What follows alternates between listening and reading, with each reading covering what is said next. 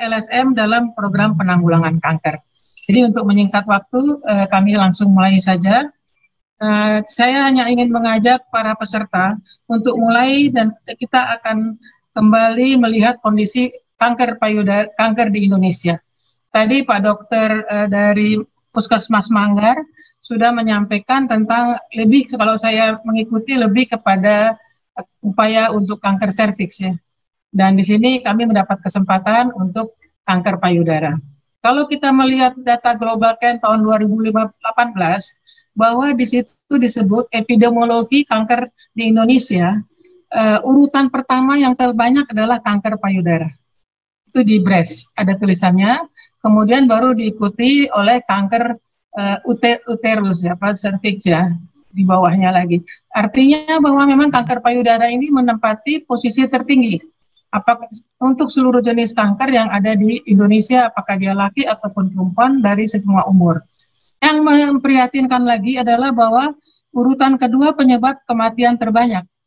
Yang pertama adalah kanker paru, dan yang kedua adalah breast cancer. Yang merah itu adalah urutan kematian. Dan saya sangat apresiasi kepada Bapak Dirjen yang tadi sempat menyampaikan pernyataan beliau bahwa perlu komitmen kita semua ya untuk menurunkan angka kejadian ini, karena memang selain juga secara psikologi menyebabkan beratnya bagi para keluarga, tetapi juga secara ekonomi juga memberatkan negara. Lanjut. Nah, kalau kita lihat dari insidensi kanker di Indonesia tahun 2018, itu juga berdasarkan Global Can 2018, tetapi ini khusus untuk perempuan. Maka di situ data menyatakan bahwa dari kasus baru ya, atau new cases 2018, dari total 188.231, itu yang 30,9% adalah breast cancer. Itu 58.256. Sedangkan yang untuk cervix uteri dia 17,2%. Ini kami kira mungkin karena sudah ada vaksin dan upaya-upaya yang lebih progresif ya untuk kanker cervix. Artinya memang breast cancer ini perlu mendapatkan perhatian yang lebih banyak karena kesulitannya juga banyak sekali, kompleks, dan juga angka kematiannya tinggi. Tadi disebutkan nomor 2 dari seluruh penyakit kanker yang ada di Indonesia. Dan pada umumnya dari pengalaman kami, 70% datang sudah dalam stadium lanjut. Ada bermacam-macam persoalan kenapa mereka datang dalam stadium lanjut, bisa juga karena komunikasinya mereka belum paham tentang kanker payudara, atau mereka juga mungkin ketakutan, karena kanker di stadium awal itu tidak ada rasa sakit, jadi juga nggak tahu, tidak melakukan sadari, dan sebagainya. Kemudian saya perlu sampaikan bahwa karena 70% datang dalam stadium lanjut dan pada umumnya dia meninggal, sebetulnya kanker payudara itu termasuk kanker yang paling ringan dalam tanda kutip. Karena kalau ditemukan dalam stadium awal, insya Allah nasibnya, angka harapan hidupnya akan semakin tinggi. Inilah yang kami lakukan di Yayasan Kanker Payudara Indonesia. Kami tidak bermain di hilir, tapi kami bermain di hulu, sama untuk melakukan upaya-upaya preventif dan promotifnya. Lanjut. Mungkin sedikit ibu-ibu para peserta kami ingin sampaikan apa sih itu YKPI supaya lebih sayang kepada kami. Kami didirikan tahun 2003 dengan nama Yayasan Kanker Payudara Jakarta. Karena pada saat itu belum ada banyak yayasan-yayasan yang bekerja untuk kanker payudara. Dan kami pada waktu mendirikan dengan nama Yayasan Kanker Payudara Jakarta. Dan kemudian dengan perkembangan melihat pengalaman selama hampir 11 tahun, ternyata kami perlu memperluas dan merubah nama kami supaya bisa bergerak untuk seluruh Indonesia, dan itu bernama menjadi sejak tahun 2014 Yayasan Kanker Payudara Indonesia.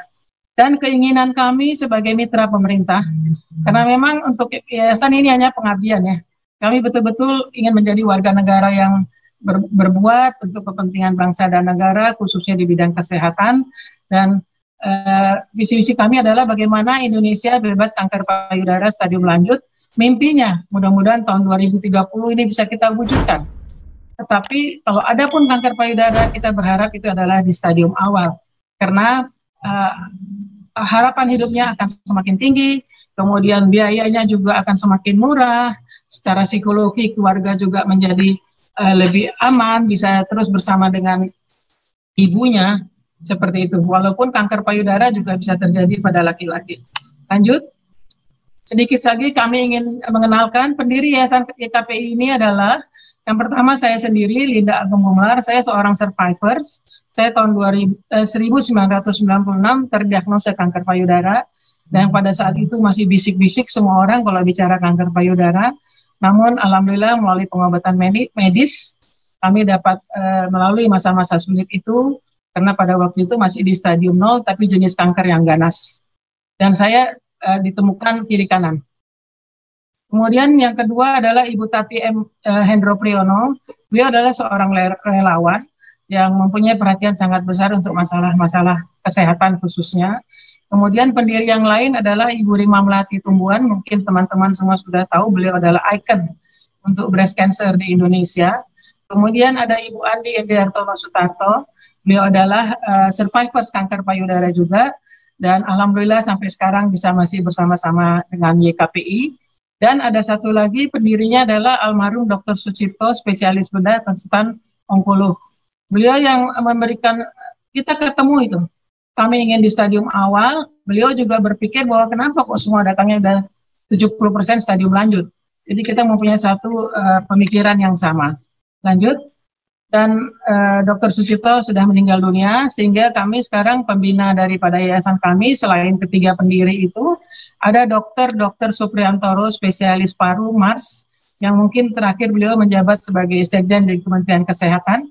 Kemudian ada Dr. Sonar Soni Panigoro, yang pernah menjadi dirut di Rumah Sakit Kanker Darmais. Sedangkan saya sejak di tahun 2016 diminta menjadi ketua. Lanjut. Ibu-ibu dan bapak-bapak peserta yang kami sayangi, kami mencoba untuk bagaimana menampilkan Indonesia di level internasional, supaya mengerti bahwa kami sebagai mitra pemerintah dan pemerintah memberi support kepada yayasan kami jadi ikut terdaftar di Risk to Recovery Internasional sejak tahun 2014 dan cukup aktif, karena salah satu wakil ketua kami selalu menjadi narasumber di dalam kegiatan-kegiatan dari Risk Recovery Internasional. Kemudian kami juga sejak tahun 2016 menjadi anggota dari Union of International Cancer Control. Artinya kita mencoba untuk juga selain di dalam negeri, kita juga bisa berbicara di luar negeri tentang perkembangan penanganan kanker payudara khususnya di Indonesia, baik oleh LSM maupun dari pemerintah, dukungan dari pemerintah. Kemudian sekarang kita masuk ke program, karena visi misi kami adalah menekan kejadian kanker payudara stadium lanjut, sehingga kami lebih menekankan kepada promotif preventif tadi, yaitu lakukan sosialisasi deteksi dini kanker payudara ke berbagai wilayah di Indonesia.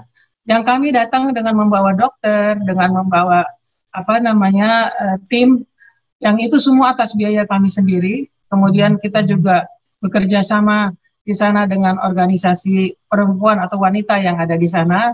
Pada umumnya kami dengan BKW, Badan Kerjasama Organisasi Wanita, tingkat provinsi atau gabungan organisasi wanita tingkat kabupaten kota, ataupun juga dengan Dharma Pertiwi, dengan Persit, Bayangkari, dan Dharma Wanita, dan organisasi-organisasi lain.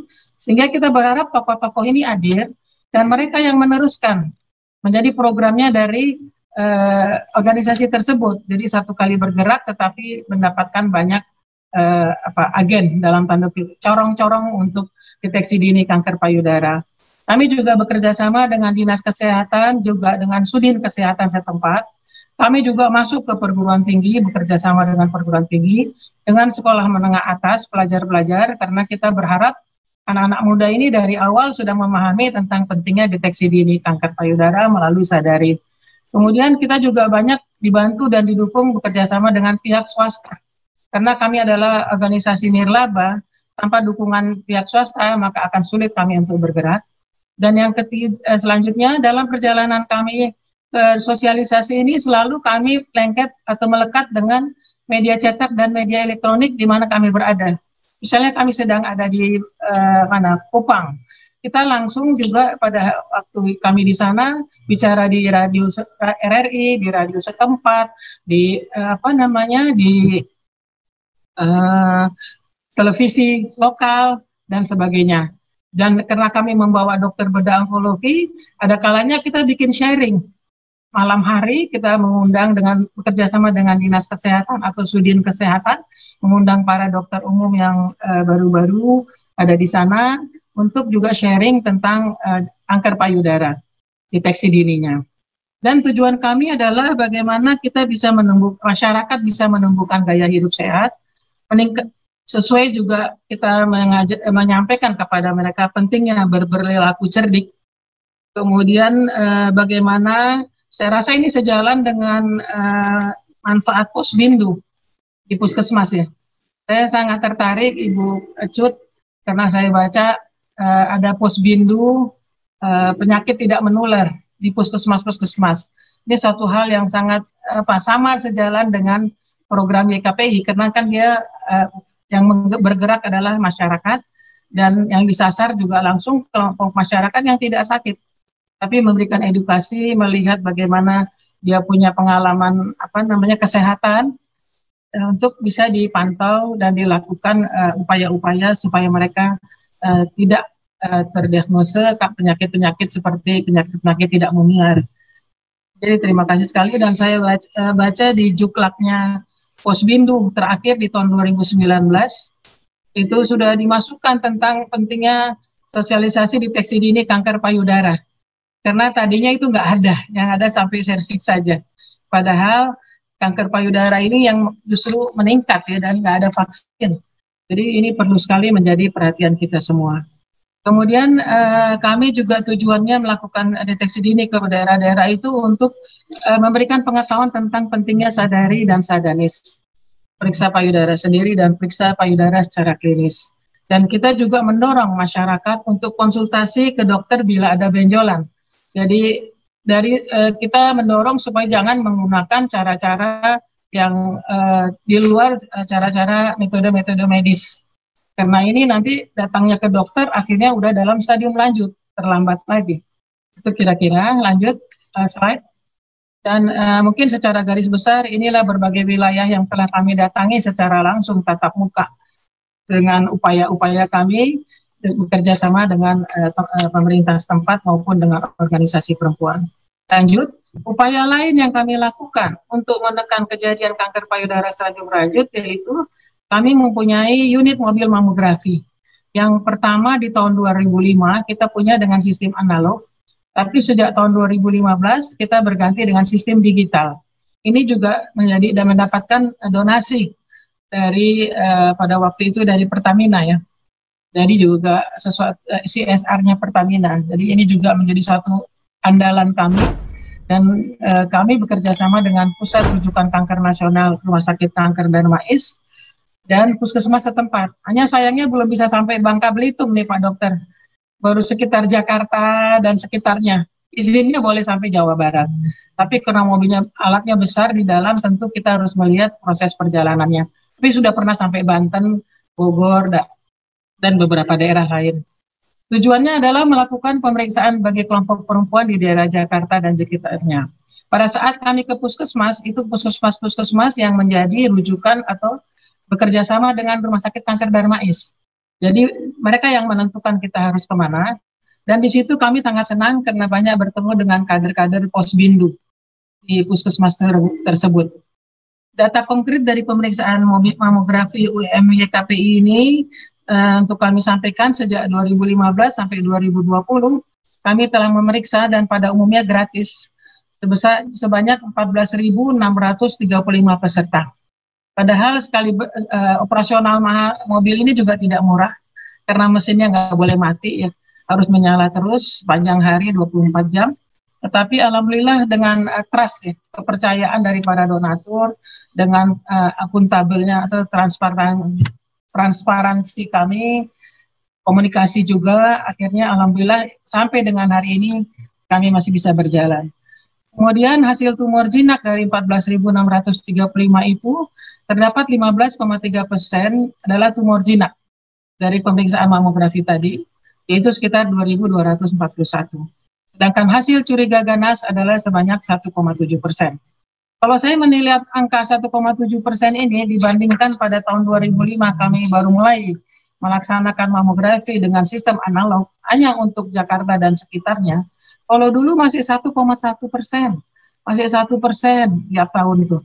Ini sekarang sudah menjadi 1,7% untuk selama 5 tahun. Jadi artinya perlu ada satu antisipasi supaya tidak terjadi peledakan dari kasus kanker payudara. Kemudian ini adalah data mobil mamografi secara rinci, dan ini kami setiap tahun melaporkannya, menginformasikannya kepada Kementerian Kesehatan tentang kegiatan mamografi kami.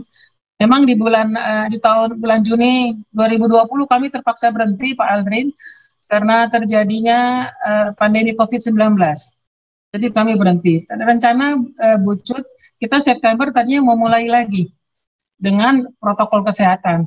Puskesmas juga cara-caranya sudah kami bicarakan dengan Darmais, tetapi ternyata pada saat akan melaksanakan ada satu hambatan secara kondisi petugas, sehingga kami mengundurnya lagi. Mudah-mudahan nanti Oktober kami akan mulai lakukan lagi pemeriksaan mobil mamografi sesuai anjuran Bapak Dirjen tadi, bahwa kita jangan menyerah dengan adanya COVID, tapi kita harus mencoba melakukan inovasi-inovasi, sehingga paradigma baru yang diharapkan tadi oleh Pak Dirjen akan kami coba untuk operasional mobil mamografi nanti dimulai Oktober, insya Allah. Mohon doanya, Bu, supaya bisa tetap berjalan.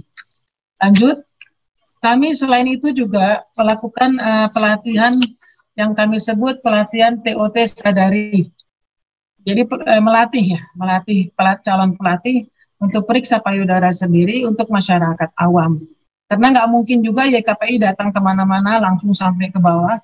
Tentu butuh tangan-tangan ahli-ahlinya yang bisa aktivis-aktivis di daerah untuk bisa juga ikut menjadi pelatih periksa payudara sendiri, dan telah memberikan pengetahuan. Dan sampai Juni 2020 sudah kami latih ya, karena baru 1 tahun, sebanyak 510 peserta, antara lain di Kabupaten Tangerang, di Tenggarong, kemudian di Provinsi Kalimantan Timur, ibu kotanya, kemudian di Kudus dan lain-lain. Dan mereka semua sudah bergerak. Dan alhamdulillah ini juga banyak kader PKK yang aktif di Pusbindu. Jadi sekaligus juga mereka akan meneruskan. Lanjut. Di sisi lain kami sejak tahun 2015 melakukan pelatihan pendamping pasien kanker payudara bersertifikat TÜV Rheinland angkatan 1 sampai 5. Ini sudah sampai 302 peserta, ikut dari berbagai daerah di Indonesia. Tahun ini kami tidak bisa melaksanakan karena ada pandemi COVID-19, jadi kami bikin bentuk lain, yaitu pertemuan alumni, dan materinya mengenai bagaimana mendampingi pasien paliatif. Di sini kita tidak bicara untuk mendampingi secara ilmu kesehatannya, tapi kita lebih ilmu kankernya, tetapi kita lebih membicarakan bagaimana psikologi dan komunikasi pasien. Sebagai pendamping kita harus bisa memahami. Dan itu bersertifikat internasional, yaitu TÜV Rheinland Internasional, yang sudah diakui oleh Reach to Recovery Internasional. Jadi sudah sesuai standar. Ini kita bekerja sama dengan Rumah Sakit Kanker Darmais. Lanjut, maaf agak cepat karena waktu. Jadi kami juga punya rumah singgah. Ini mungkin teman-teman peserta yang datang dari berbagai daerah di Indonesia hari ini, apabila membutuhkan rumah singgah, ada di Jalan Anggrek Nelly Murni nomor A38 Slipi Jakarta Barat. Karena apa? Kita ingin membantu pasien rawat jalan peserta BPJS kelas 3. Kita tahu betul bahwa bagaimana beratnya biaya mereka datang kemari, tidak punya saudara, harus tinggal pemeriksaan radiasi sampai 28 kali tiap hari, kemoterapi bisa 2 minggu istirahat, kemo kedua, 2 minggu istirahat, kemo ketiga, mereka nggak mungkin untuk pulang pergi. Jadi mereka kita coba untuk bisa difasilitasi di rumah singgah YKPI, dan mendapatkan akomodasi yang nyaman, serta dengan biaya hanya 15.000 per hari untuk biaya kebersihan. Dan bisa membawa satu pendamping. Datanya adalah sebagai berikut. data, silakan. Data yang sudah menginap di rumah singgah kita sudah totalnya 262 orang karena boleh bawa pendamping ya. Kemudian jumlah malam menginapnya udah 6.779 malam. Karena ada yang sampai 1 tahun, seperti dari Maluku. Mereka 1 tahun di rumah singgah kita terus. Di situ kita memberi beras kita siapkan, air minum kita siapkan. Kalau masak, mereka boleh masak kita siapkan dengan apa yang mereka suka. Kemudian ada AC-nya, karena orang habis radiasi biasanya panas. Jadi kita memberikan AC dalam waktu yang terbatas. Mereka berasal dari berbagai daerah di Indonesia, mungkin Bapak Ibu bisa lihat di paparan ini, dan kami merasa sangat terharu karena kami bisa berbuat untuk teman-teman kami, sahabat YKPI yang sedang diuji dengan kanker payudara. Lanjut, ada hal baru yang kami lakukan sesuai permintaan Direktur Utama Rumah Sakit Kanker Darmais, yang waktu itu masih Prof. Kadir. Prof. Kadir pernah ingin memotong rantai kemoterapi harian yang ada di Rumah Sakit Kanker Darmais. Bisa, katanya beliau menyampaikan bisa 100 sampai 150 yang kemoterapi, sampai 200 ya. Nah, beliau ingin memutus ini, sehingga beliau pernah melihat di salah satu negara tetangga mempunyai mobil kemoterapi dan terapi sistemik. Oleh karena itu kami mengusahakannya, alhamdulillah ada donaturnya. Dan sekarang ini Rumah Sakit Kanker Darmais mempunyai 1 unit mobil kemoterapi dan terapi sistemik, dan itu merupakan hibah. Jadi kami sudah tidak memegang lagi, itu dihibahkan kepada Rumah Sakit Kanker Darmais. Lanjut. Ibu dan Bapak yang kami hormati, begitu berkembangnya Yayasan Kanker Payudara Indonesia ini, karena juga mungkin sosial medianya yang kami jaga terus supaya mereka bisa memberikan informasi banyak, karena kuncinya memang di era ini adalah memegang sosmed dan Instagram, segala macam itu, website, dan juga komitmen serta kepercayaan. Kami karena itu sekarang agak berat bagi kami, sehingga kami membangun 3 pilar. Pilar pertama adalah pilar Kita Pink Survivors dan Warriors YKPI. Jadi ini adalah para penyintas kanker payudara, baik yang sudah lewat dari 5 tahun, atau masih yang survivors, yang masih 5 tahun. Mereka ada kumpulannya, kita punya WA group, kita selalu membagi pengalaman, saling menguatkan, memberi informasi, dan sebagainya. Di situ juga ada dokter yang pasien kanker payudara juga. Jadi sesama komunitas kita berbicara di WA tersebut, dan kami juga memberikan keterampilan-keterampilan untuk pemberdayaan ekonomi oleh pengurus kami yang memang mempunyai hobi untuk kegiatan keterampilan. Kemudian kami tambah lagi karena banyak yang ingin jadi relawan, tapi kalau menjadi pengurus akan menjadi lebih besar bobot bebannya pengurus. Kita membuat lagi 1 pilar pendukung yang terdiri dari bermacam-macam profesi. Ada dokter juga, ada bidan, ada perawat, ada seniman, ada pengusaha, ada atlet dan sebagainya. Jadi kalau kita butuh, kita tinggal bilang nih sama koordinator pilar pendukung, coba ini ada acara ini, permintaan ini, siapa dari kalian? Nah, jadi cepat jalannya. Kemudian satu lagi, kami mempunyai pilar pendamping pasien kanker payudara di Rumah Sakit Kanker Darmais, dan beliau-beliau ini adalah yang sudah dilatih tadi dengan pelatihan pendamping pasien yang bersertifikat TUF tadi, dan juga mendapatkan pelatihan dari Rumah Sakit Kanker Darmais. Dengan demikian yang bisa malah mendampingi di Rumah Sakit Kanker Darmais adalah mereka-mereka yang sudah mendapatkan pelatihan itu dan sudah ditunjuk oleh YKPI untuk bisa berada di situ. Mereka ada pilar sendiri. Di era pandemi ini mereka juga nggak kehabisan akal karena nggak boleh ke rumah sakit, peraturannya kan tidak bisa, sehingga mereka melalui WA, melalui telepon dan sebagainya mendampingi para pasien untuk supaya tetap secara psikologi bisa merasa terbantu. Lanjut. Kemudian mungkin sedikit tadi juga dikaitkan dengan apa yang disampaikan oleh Pak Dirjen. Kami juga pusing Pak, Bu. Bulan Maret kita PSBB dan sebagainya, ini mesti bagaimana YKPI ini. Dan kami sempat gagap 1 bulan, bulan Maret. Kemudian bulan April sampai dengan Mei, awal April kita langsung action. Pilar pendukung YKPI mencoba melihat situasi pandemi yang luar biasa, sehingga mereka secara otomatis melakukan menghimpun donasi, bukan dari kas YKPI, karena YKPI tujuan kasnya bukan untuk urusan pandemi. Jadi memang benar-benar pilar pendukung ini mendukung nama YKPI dan juga untuk membantu para dokter-dokter yang pada saat itu nggak ada APD, nggak ada masker, nggak ada ventilator pada saat awal ya, yang masih semua gagap. Nah itu kami di situ juga ikut bergerak membantu dan bekerja sama dengan KREKI, komunitas relawan untuk menolong kesehatan ya, KREKI. Dan itu kita lakukan. Nah kemudian kita terpikir lagi bulan Mei kita melakukan modifikasi program. Jadi apa yang disampaikan Pak Dirjen ini kami sudah coba lakukan, yaitu sejak Juni sampai dengan Agustus, EKPI melakukan 10 kali seri webinar yang materinya lebih spesifik kepada masalah-masalah kasus-kasus kanker payudara yang dialami oleh para teman-teman. Misalnya masalah gizi, masalah kulit kering, masalah psikologi dan sebagainya. Kemudian kami juga melakukan 2 kali sosialisasi deteksi dini kanker payudara untuk wilayah Indonesia Timur dan 1 kali lagi sosialisasi deteksi dini kanker payudara untuk mahasiswa perguruan tinggi dan pelajar. Lanjut slide. Jadi mungkin secara garis besar itu yang kami lakukan, Bapak Ibu bisa baca topik-topiknya, siapa aja yang bicara di situ, kemudian berapa jumlah peserta. Alhamdulillah untuk 10 kali webinar ini secara jumlah yang ikut langsung adalah 4.474, tetapi kalau diikutkan dengan live streaming, karena banyak yang nontonnya live streaming. Jadi seluruh total yang bisa kita jangkau selama masa ini adalah sekitar 10.000 peserta. Upaya kami untuk terus bergerak, dan terus bergerak, memberikan penyuluhan kepada wilayah. Ini ada di Papua, Papua Barat, Gorontalo, di mana pokoknya wilayah timur sudah kami lakukan. Sekarang wilayah tengah, insya Allah di tanggal 6 Oktober, dalam rangka Bulan Peduli Kanker Payudara Internasional, kita akan melakukan sosialisasi secara virtual dengan Bali, NTT, dan Lombok. Lanjut. Maaf ini Bu, sedikit lagi Bu, Pak Moderator.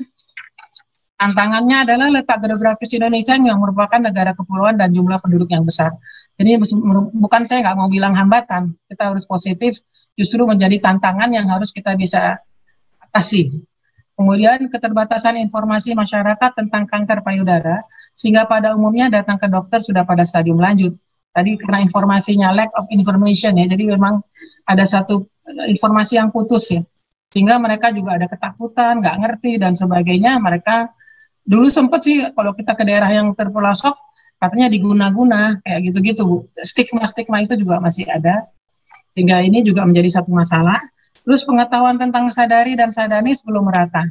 Ini perlu kita akui, dan kami berbahagia karena kira-kira 3 tahun yang lalu ya, itu dari organisasi perempuan, organisasi wanita, plus organisasinya Ibu Iriana, OASE juga membuat program untuk deteksi dini kanker payudara dan kanker serviks ya, bekerja sama dengan dinas-dinas kesehatan dan juga suku dinas kesehatan di provinsi kabupaten kota. Karena pada waktu kami juga lagi sosialisasi di Papua, ketemu sama timnya. Jadi rasanya tidak bekerja sendiri, tapi kita bersama-sama melakukan upaya-upaya itu. Kemudian juga di daerah ternyata banyak keterbatasan sarana dan tenaga medis. Walaupun ini tentu bukan wilayahnya Dirjen P2P, penyakit tidak menular, tapi ini salah satu kondisi yang mungkin bisa disampaikan kepada Dirjen lain, bahwa sarana kemoterapi, sarana untuk mamografi, sarana USG untuk payudara, itu kadang-kadang nggak ada di daerah kota besarnya, apalagi di yang lebih jauh. Kemudian tenaga medisnya juga nggak ada di situ, sehingga kesulitannya memang cukup banyak. Terus selanjut harapan dan kesimpulan. Kita melihat dan menyimpulkan bahwa kampanye tentang sadari dan sadanis harus terus dilakukan. Dan usulan kami ada di beberapa puskesmas, kami lihat belum ada flyer atau poster tentang sadari maupun tentang faktor risiko. Karena ini kan bagiannya penyakit tidak menular dan memang di kanker payudara ada faktor-faktor risiko. Mungkin ini perlu dijelaskan juga kepada masyarakat yang ada di puskesmas tersebut dan juga kepada tim penggerak PKK ataupun siapa yang menjadi penggerak dari pos bindu ya. Jadi mereka juga lebih paham dan bisa menyampaikan itu yang gedor-gedor tadi itu mau dititipin juga nih kalau boleh tentang sadari dengan flyernya, mungkin bisa masuk dalam program dari pemerintah daerah, sehingga bisa dibuat banyak, dicetak, dan sebagainya. Karena kami juga buat dan kami sudah kirim kemana-mana, tapi jejaring-jejaring yang ada dengan akses KPI. Kemudian penguatan program untuk deteksi dini kanker payudara dalam kegiatan Posbindu ataupun Posyandu di Puskesmas. Ini kayaknya kalau boleh kami sarankan lebih ditingkatkan. Apalagi dari di awal kita udah lihat bahwa angka kematiannya cukup tinggi dan dia dalam posisi teratas sekarang ini kanker payudara untuk all cancer. Kemudian tadi saya senang Bapak dari Manggar, Puskesmas Manggar, Dr. Hamdi, Dr. Rizky Hamdi bekerja sama dengan berbagai organisasi perempuan. Kami memberikan apresiasi Pak. Ada selain PKK, ada Bayangkari, ada Persit tadi disebut. Karena banyak organisasi perempuan itu mereka sampai di grassroots, di ujung-ujungnya sampai di desa. Ini bagus juga kalau dirangkul, diadakan acara kerjasama sehingga mereka juga bisa membantu percepatan ini. Kemudian di KPI kami dalam kesempatan ini Pak Ibu Direktur, kami menyatakan siap bekerja sama dengan FKTP di mana yang Ibu tunjuk, mungkin bisa kumpul berapa orang, kami secara webinar atau virtual, nanti kami bisa bantu untuk sosialisasi, karena ini sudah kita lakukan ya di 3 bulan terakhir ini. Silakan saja apakah mau tentang sosialisasi deteksi dini kanker payudara atau juga tentang